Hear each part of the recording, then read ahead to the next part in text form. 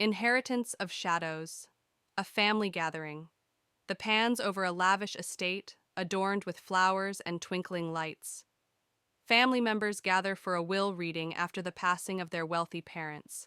Among them are Claire, the sharp and ambitious sister, and Ethan, her charming yet manipulative brother. Tension simmers beneath the surface as relatives whisper and exchange glances. As the attorney begins to read the will, it becomes clear that Ethan has been named the sole beneficiary of their parents' estate. Claire's face falls, and the camera captures her shock and hurt as Ethan smirks, basking in his victory. In the days following the will reading, Claire confronts Ethan in their childhood home. They argue fiercely, with Claire demanding to know how he could betray her. Ethan, smug and confident, dismisses her feelings, insisting it was their parents' choice. Feeling powerless, Claire retreats to her room, contemplating her next move. The camera lingers on a photo of their family, highlighting their once close bond, now fractured by greed.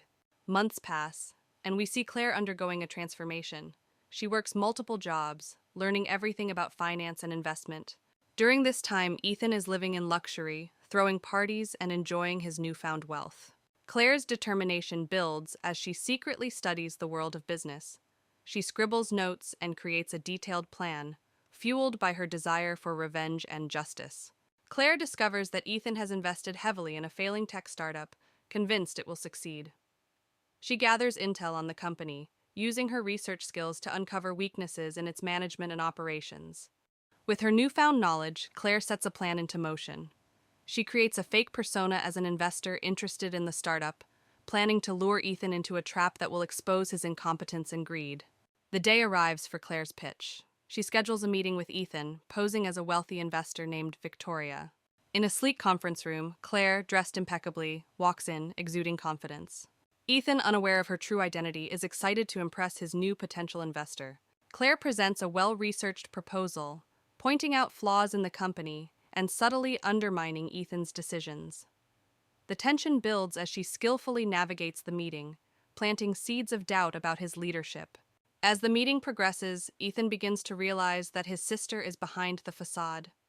Panic flickers across his face as Claire reveals her true identity, exposing his lack of business acumen and arrogance. Claire's strategic maneuvering leads to a series of unfortunate events for Ethan's startup. Investors pull out, and media attention shifts to the company's failing reputation. Frustrated, Ethan watches everything he's built crumble. In the aftermath, Claire's plan bears fruit as Ethan's extravagant lifestyle begins to unravel. He faces public humiliation, and his financial empire collapses around him.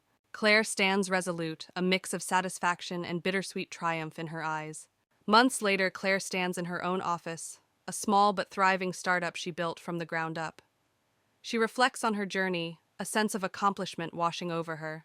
Her gaze stopped at the framed picture of her parents, reminding her of what she had lost, but also of what she had gained.